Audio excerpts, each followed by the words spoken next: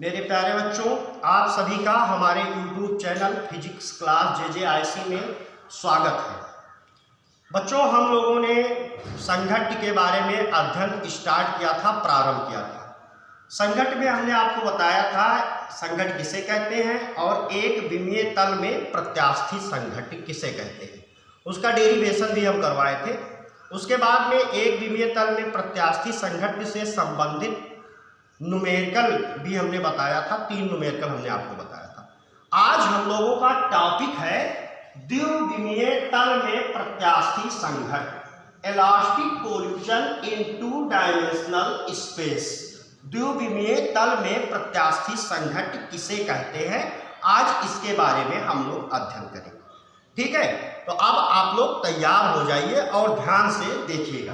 देखिएगा, हमने माना कि यमवन द्रव्यमान का एक प्रत्यास्थ पिंड है। यमवन द्रव्यमान का एक प्रत्यास्थ पिंड है जो एक सरल रेखा के अनुदिश u1 वेग से, ठीक है ना, x अक्ष के समांतर, आप देख रहे हैं ये x एक्सिस है और ये आपका क्या है, y एक्सिस है। तो ये x अक्ष के समांतर क्या कर रहा है, गति कर रहा है। अब यहां पे क्या है कि देखिए आगे क्या है कि एक दूसरा पिंड m2 द्रव्यमान है जिसका वो स्थिर है, वो रखा है। तो ये जब देखिए, सीधे मान लीजिए कि एक कोई ऐसे यहां से ये क्या है, गतिमान है, ये क्या कर रहा है, अब ये अगर सीधी रेखा में चल रहा है, आगे यहाँ पे कोई दूसरा पिंड रखा हुआ है, तो निश्चित ये क्या है, स्थिर है। तो निश्चित की बात है कि ये ऐसे धीरे धीरे आकर के और इससे क्या करेगा, टक्कर करेगा, टकराएगा। तो जब ये आकर के m2 से टकराता है तो टकराने के बाद में XY समतल में ये जो आपका यमोन पिंड है, ये आपका यमोन है, ये यमोन पिंड जो है वो x अक्ष से थीटा कोण बनाते हुए v1 वेग से इस दिशा में जाता है, हमने मान लिया। और जो m2 द्रव्यमान का पिंड है वो x अक्ष से थीटा 2 कोण बनाते हुए m2 द्रव्यमान वाला पिंड v2 वेग से इस दिशा में जाता है। यानी दोनों गतिमान हो जाते हैं XY समतल में और x अक्ष से क्रमशः θ1 और θ2 कोण बनाते हैं। अब देखिए, जब ये बात हो गई तो हम पढ़े हैं रेखीय संवेग संरक्षण का सिद्धांत। तो रेखीय संवेग संरक्षण का सिद्धांत क्या है? रेखीय संवेग संरक्षण का सिद्धांत है m1 u1 बराबर प्लस m2 u2 बराबर क्या हो जाएगा, m1 v1 plus m2 v2। यानी टक्कर के पहले का संवेग बराबर टक्कर के बाद का संवेग। अब यहाँ पे देखिए सदिश आपके जो u1 है, u2 है और v1 व v2 के केवल अदिश परिमाण पर ही हम विचार करेंगे, ठीक है ना। तो आप देखिए इसके लिए हम क्या करेंगे, देखिए सबसे पहले हमको निकालना क्या है, x अक्ष के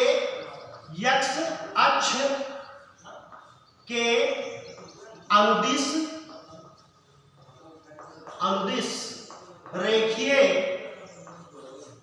रेखीय संवेग। अच्छा देखिए बच्चा, जब हमको x अक्ष के अनुदिश रेखीय संवेग ज्ञात करना है तो बच्चों हम क्या करेंगे, तो हम करेंगे ये कि हमको देखिए x अक्ष के अनुदिश इसका वेग नहीं पता है, तो हम क्या करेंगे इसको बच्चा, इसको इसके वेग जो ये v1 है इसको हम क्या करेंगे, इसको हम वियोजित कर देंगे, इसका हम क्या करेंगे, वियोजन। वेक्टर का वियोजन हमने आपको पढ़ाया था और बताया था कि वेक्टर के वियोजन का उपयोग ज्यादातर फिजिक्स के टॉपिक्स में होता है। तो अब यहाँ पे हम क्या करेंगे, v1 को वियोजित करेंगे। तो देखिए ये v1 जो आपका सदिश है ये x अक्ष से कितना एंगल बना रहा है, θ1। तो x अक्ष के अनुदिश वाला घटक x अक्ष यानी थीटा के पास वाला कास होता है और थीटा से दूर वाला क्या होता है, साइन होता है। तो ये घटक आपका क्या हो जाएगा, इसका v1 cos θ1। अच्छा ऐसे इसको v2 को भी करेंगे तो ये क्या हो जाएगा, v2 cos θ2, ठीक है ना। यानी ये x अक्ष के इसके x अक्ष के अनुदिश ये घटक हो गए। अब देखिए y अक्ष के क्या हो जाएगा, v1 sin θ1, ठीक है ना। ये दोनों लंबवत घटक हो गए v1 के। और इधर क्या हो जाएगा, इधर आपका हो जाएगा v2 sin θ2। अब देखिए x अक्ष के अनुदिश सबसे पहले हम रेखीय संवेग ज्ञात कर रहे हैं। तो देखिए x अक्ष के अनुदिश रेखीय संवेग संरक्षण के सिद्धांत से, रेखीय संवेग संरक्षण के सिद्धांत से। तो x अक्ष के अनुदिश रेखीय संवेग संरक्षण का सिद्धांत लगाएंगे। तो देखिएगा, टक्कर के पहले m1 u1 प्लस m2 गुणे 0। अब यहाँ 0 तो लिखा बच्चा, तो आपको ध्यान देना है कि टक्कर के पहले दूसरा जो पिंड था m2 द्रव्यमान वाला, ये क्या था? स्थिर था, ये रेस्ट में था, यानी इसके पास कोई वेग नहीं था, ये गति नहीं कर रहा था। तो इसका संवेग यानी इसका वेग जब 0 है तो संवेग भी क्या हो जाएगा? 0 हो जाएगा। तो इसलिए हमने यहाँ u2 को क्या रखा? 0 बराबर टक्कर के बाद, तो टक्कर के बाद पहले पिंड का द्रव्यमान और पहले पिंड का x अक्ष के अनुदिश वेग। तो x अक्ष के अनुदिश वेग क्या है? v1 cos θ1। फिर देखिए प्लस टक्कर के बाद दूसरे पिंड का द्रव्यमान m2 और x अक्ष के अनुदिश दूसरे पिंड का वेग क्या है? तो दूसरे पिंड का वेग क्या है? v2 cos θ2। अब देखिए यहाँ पे ये आपको मिल गया, इसको हम क्या मान लेंगे? एक लाइन और आगे लिख देंगे। तो ये हो जाएगा m1 u1 बराबर हो जाएगा m1 v1 cos θ1 plus m2 v2 cos θ2। और ये आपका इक्वेशन नंबर 1 हो गया। इसको क्या मान लेंगे? समीकरण 1 मान लेंगे। अब देखिए y अक्ष के अनुदिश, y अक्ष के अनुदिश रेखीय संवेग संरक्षण के सिद्धांत से। तो y अक्ष के अनुदिश जब रेखीय संवेग संरक्षण का सिद्धांत लगाएंगे तो क्या होगा बच्चों? देखिए, जब y अक्ष के अनुदिश आप रेखीय संवेग संरक्षण का सिद्धांत लगाएंगे तो टक्कर के पहले ना तो m1 y अक्ष के पलटा जा रहा था, ना तो m2 जा रहा था। तो टक्कर के पहले का संवेग क्या हो जाएगा? 0 बराबर टक्कर के बाद। तो टक्कर के बाद m1 का देखिए आप क्या है? m1 का संवेग y अक्ष के धनात्मक दिशा में, m1 का जो ये है मतलब इसके m1 वाले पिंड के वेग का जो घटक है वो y अक्ष के धनात्मक दिशा में है। तो इसको हम क्या लिखेंगे? m1 v1 sin θ1। और देखिए ये जो v2 यानी m2 द्रव्यमान वाला पिंड है, इसका y अक्ष के ऋणात्मक दिशा में, क्योंकि अगर इसको आप ठीक है मतलब मूल बिंदु मानेंगे तो एक तरफ धन दूसरे तरफ ऋण। तो इसको हम क्या लिखेंगे? Minus m2 v2 sin θ2, m2 v2 sin θ। तो इसको क्या मान लेंगे? इक्वेशन नंबर 2 मान लेंगे। अब देखिए, चूंकि ये जो संघट्ट है ये प्रत्यास्थी है, अतः इस प्रक्रिया में निकाय की गतिज ऊर्जा भी क्या रहेगी? संरक्षित रहेगी। तो देखिए इधर अब हम क्या निकालेंगे? निकाय की गतिज ऊर्जा। तो इतना आप लोग नोट कर लेंगे, फिर हम लोग क्या निकालेंगे? निकाय की गतिज ऊर्जा। जल्दी से नोट कीजिए। अब देखिए आगे, फिर हमने पहले ही बता दिया था आपको, ये संघट्ट क्या है? प्रत्यास्थी है। तो प्रत्यास्थी संघट्ट है, अतः इस प्रक्रिया में निकाय की गतिज ऊर्जा भी क्या रहेगी? संरक्षित रहेगी। तो देखिएगा, चूंकि संघट्ट प्रत्यास्थी है, अतः निकाय की गतिज ऊर्जा भी संरक्षित रहेगी। निकाय की गतिज ऊर्जा भी क्या रहेगी? संरक्षित रहेगी। अब देखिए, जब गतिज ऊर्जा संरक्षित है तो x अक्ष के अनुदिश सबसे पहले हम क्या निकाल लेंगे? गतिज ऊर्जा निकाल लेंगे। तो x अक्ष के अनुदिश पहले वाले पिंड का हाफ m1 u1 स्क्वायर बराबर क्या हो जाएगा? दूसरा पिंड देखिए स्थिर था, तो इसकी गतिज ऊर्जा क्या हो जाएगी? 0 हो जाएगी, क्योंकि इसका वेग क्या होगा? 0 होगा। किंतु क्या है? 0 है, तो इसकी गतिज ऊर्जा क्या हो जाएगी? 0 हो जाएगी। बराबर हाफ m1 v1 स्क्वायर, ठीक है, m1 v1 square plus half m2 v2 square, half m2 v2 square. अब देखिए उसके बाद में एक बटे तो दोनों तरफ कॉमन ले लेंगे तो कट जाएगा। तो क्या बचेगा? m1 u1 स्क्वायर बराबर m2 v1 square plus m1 v1 square plus m2 d2 square. इसको क्या मान लेंगे, इक्वेशन नंबर 3 मान लेंगे। समीकरण क्या मान लेंगे, इसको 3 मान लेंगे। आप देखिए यदि समीकरण 1, 2 व 3 का अवलोकन किया जाए यानी देखा जाए तो कुल चारों यानी कुल जो जितने भी v1 u1 ये सब हैं, इन सब का मान हम लोग ज्ञात कर सकते हैं। तो अगर इस तरीके का कोई न्यूमेरिकल आता है जहाँ पे जो है 2 अक्ष के परितः पिंड गति करता है, थीटा का मान दिया होता है, तो आप संवेग अगर उसका ज्ञात करना है तो आप इस इक्वेशन से ज्ञात कर लेंगे। अगर x अक्ष के अनुदिश ज्ञात करना है, y अक्ष के अनुदिश ज्ञात करना है तो इससे आप ज्ञात कर लेंगे। अगर गतिज ऊर्जा ज्ञात करनी है तो तीसरे समीकरण से ज्ञात कर लेंगे। अब देखिए इससे संबंधित एक न्यूमेरिकल के बारे में हम चर्चा कर लेंगे, तो इसको पहले आप नोट कर लीजिए, फिर हम न्यूमेरिकल के बारे में बात करेंगे।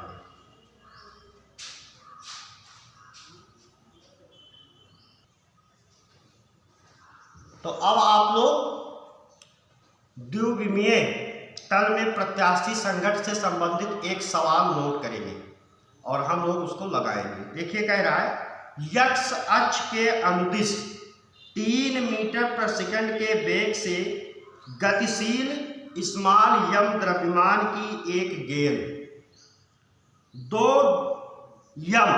स्मॉल m द्रव्यमान की दूसरी स्थिर गेंद से टकराती है। टक्कर के बाद पहली गेंद स्थिर हो जाती है तथा दूसरी गेंद एक समान द्रव्यमान के 2 टुकड़ों में विभक्त हो जाती है। दूसरी जो गेंद है वो एक समान द्रव्यमान के 2 टुकड़ों में विभक्त हो जाती है। यदि एक टुकड़ा 3 मीटर प्रति सेकंड के वेग से y अक्ष के अनुदिश गति प्रारंभ करता है तो दूसरे भाग का वेग तथा गति की दिशा क्या होगी? दूसरे भाग का वेग तथा गति की दिशा क्या होगी? देखिए सवाल को पहले हम चित्र के माध्यम से बना दें कि आप आसानी से समझ जाएं। देखिए सवाल में कह रहा है ये यम द्रव्यमान की एक गेंद है। अब ये जो यम द्रव्यमान की गेंद है वो ऐसे x अक्ष की दिशा में 3 यानी इसका जो वेग है u1 बराबर, ठीक है, 3 मीटर प्रति सेकंड के वेग से जो है गतिशील है। अब दूसरी एक गेंद क्या है यहाँ पे, ये गेंद दूसरी आपकी जो है इसका 2m द्रव्यमान, कितना द्रव्यमान है, 2m द्रव्यमान है और ये इसमें है, ये स्थिर है। ये क्या है, स्थिर है। तो जब ये स्थिर है तो ये धीरे धीरे गति करती आती है और इससे क्या होती है, टकरा जाती है। ये यहाँ पे पहुंच करके और इससे क्या होती है, टकराती है यम। अच्छा टकराने के बाद क्या होता है, टकराने के बाद में ये आपका x अक्ष हो गया और ये आपका क्या है, y अक्ष, ठीक है ना। टकराने के बाद में ये जो दूसरी गेंद है ये एक समान द्रव्यमान के 2 टुकड़ों में विभक्त हो जाती है। यानी इसका द्रव्यमान कितना है, 2m है ना, तो 2m द्रव्यमान है तो एक समान द्रव्यमान के 2 टुकड़े, यानी 2m को अगर आप 2 से डिवाइड करें तो आपका यम आ जाएगा। यानी यम द्रव्यमान के 2 गेंद बन जाते हैं, 2 टुकड़े बन जाते हैं। तो जब 2 टुकड़े बन जाएंगे तो उसमें क्या कह रहा है कि एक जो है इधर की तरफ y अक्ष के दिशा में कितने वेग से, इसका वेग क्या है, 3 मीटर प्रति सेकंड के वेग से y अक्ष के दिशा में जाता है। तो यदि एक टुकड़ा 3 मीटर प्रति सेकंड के वेग से y अक्ष के अनुदिश गति प्रारंभ करता है तो दूसरा भाग का वेग तथा गति की दिशा ज्ञात कीजिए। मान लीजिए कि दूसरा भाग इस तरफ आ रहा है, इसका भी द्रव्यमान क्या है, यम है। तो दूसरा भाग मान लीजिए कि इस तरफ आ रहा है, इसका द्रव्यमान क्या है, यम है। अब इसके वेग का मान ज्ञात करना है कि इसका वेग क्या है, इसके वेग का मान आपको ज्ञात करना है। ये मान लीजिए कि v वेग से आ रहा है। अब ये जो एंगल बना रहा है x अक्ष के साथ, उसको हम क्या मान लेंगे, थीटा मान लेंगे कि ये x अक्ष के साथ कितना एंगल बना रहा है, थीटा बना रहा है। तो देखिए इधर सबसे पहले हम क्या करेंगे इस सवाल में, x अक्ष के अनुदिश रेखीय संवेग संरक्षण के सिद्धांत से, तो जब x अक्ष के अनुदिश आप रेखीय संवेग संरक्षण का सिद्धांत लगाएंगे तो देखिए टक्कर के पहले ये 2m द्रव्यमान का पिंड क्या था, स्थिर था। और कौन गति कर रहा था, यम द्रव्यमान वाला पिंड गति कर रहा था। अच्छा, तो टक्कर के पहले यम द्रव्यमान और इसका वेग कितना है 3 बराबर। अब देखिए यहाँ पे टक्कर के बाद ये y अक्ष के अनुदिश जा रहा है और हम किस अक्ष के अनुदिश निकाल रहे हैं, x अक्ष के अनुदिश। तो ये थीटा कोण वाला जो ये वाला है, इसके अगर हम वेग का वियोजित घटक निकालेंगे तो ये क्या हो जाएगा b cos थीटा, ये तो हो जाएगा। तो टक्कर के बाद और तो कोई इधर जा नहीं रहा है x अक्ष के दिशा में, इसको तो हम वियोजित करेंगे नहीं, ये तो सीधा सीधा y अक्ष के दिशा में जा रहा है। तो टक्कर के बाद यम गुणे 3 बराबर क्या हो जाएगा, यम गुणे b cos थीटा। अब देखिए यहां से आपको मिल जाएगा 3 बराबर b cos थीटा, 3 बराबर क्या हो जाएगा b cos थीटा। ये आपका इक्वेशन नंबर क्या हो जाएगा 1 हो जाएगा। इक्वेशन इसको क्या मान लेंगे 1 मान लेंगे। फिर देखिए y अक्ष के अनुदिश रेखीय संवेग संरक्षण के सिद्धांत से, तो y अक्ष के अनुदिश जब रेखीय संवेग संरक्षण का सिद्धांत हम लगाएंगे तो देखिए इधर टक्कर के पहले तो कोई y अक्ष के अनुदिश जा नहीं रहा है, कि जा रहा है तो नहीं जा रहा है ना, तो टक्कर के पहले 0 हो जाएगा बराबर। देखिए टक्कर के बाद ये देखिए यम द्रव्यमान का पिंड y अक्ष के अनुदिश जा रहा है, तो इसको हम क्या लिखेंगे यम गुणे 3। फिर देखिए माइनस, अब माइनस इसलिए लगेगा ये जो b, ये हमने माना है कि एक पिंड y अक्ष के अनुदिश जा रहा है, क्योंकि ये 2m द्रव्यमान वाला जो पिंड है ये 2 टुकड़ों में विभक्त होता है। तो एक y अक्ष के अनुदिश जाता है, एक हमने मान लिया इस तरफ आ रहा है, तो इसको जब आप वियोजित करेंगे तो इसका एक घटक इस तरफ आ जाएगा, ये क्या रहेगा b sin थीटा, ठीक है ना। तो ये आपका क्या हो जाएगा माइनस यम v sin थीटा। अब देखिए इसको अगर हम चाहे तो ऐसे लिख सकते हैं यम गुणे 3 बराबर लिख सकते हैं यम v sin थीटा। तो ये आपका यम कट जाएगा, तो 3 बराबर क्या हो जाएगा b sin थीटा। अब ये इक्वेशन क्या हो जाएगा 2, ये क्या हो जाएगा इक्वेशन 2। अब यहाँ पे हम क्या करेंगे समीकरण 2 भागे 1 से, समीकरण 2 को क्या करेंगे समीकरण 1 से भाग कर देंगे। तो जब समीकरण 2 को समीकरण 1 से भाग करेंगे तो क्या हो जाएगा b sin थीटा बटे b cos थीटा बराबर आपका हो जाएगा 3 बटे 3। यहाँ से b कैंसिल हो जाएगा, 3 कैंसिल, साइन बटे cos क्या हो जाएगा tan थीटा बराबर इधर क्या आ गया 1, और tan में एक किसका मान होता है 45 का, तो ये आपको थीटा बराबर यहाँ पे क्या मिल जाएगा 45 डिग्री, यानी ये कितने अंश का कोण बनाएगा थीटा बराबर 45 अंश का कोण बनाएगा दूसरा टुकड़ा। अब साथ ही साथ और क्या कह रहा था, साथ ही साथ कह रहा था कि इसका जो है हमको मान भी ज्ञात करना है कि b का मान कितना होगा। तो देखिए इधर यहां से बहुत आसान है, देखिए थीटा का मान 1 में रखने पर, यानी इसका बेग निकल आएगा, दूसरे टुकड़े का बेग कितना है ये निकल आएगा। तो थीटा का मान समीकरण 1 में रखने पर, तो थीटा का मान समीकरण 1 में रख दिया जाए, यही है समीकरण 1 आपका। तो क्या हो जाएगा v cos 45 बराबर हो जाएगा 3, cos 45 का मान 1/√2, तो ये आपका हो जाएगा b गुणे 1/√2 बराबर 3 हो जाएगा, यानी b बराबर क्या हो जाएगा 3√2 मीटर प्रति सेकंड। इतने वेग से ये दूसरा वाला टुकड़ा 45 अंश का कोण बनाते हुए जाएगा, ठीक है ना। तो ये सवाल आपका लग गया। इसी तरीके से न्यूमेरिकल द्विविमीय तल में प्रत्यास्थी संघट्ट के आते हैं, पूछे जाते हैं। आगे हम और न्यूमेरिकल आपको अगले वीडियो में समझाएंगे। धन्यवाद, शुभ दिन।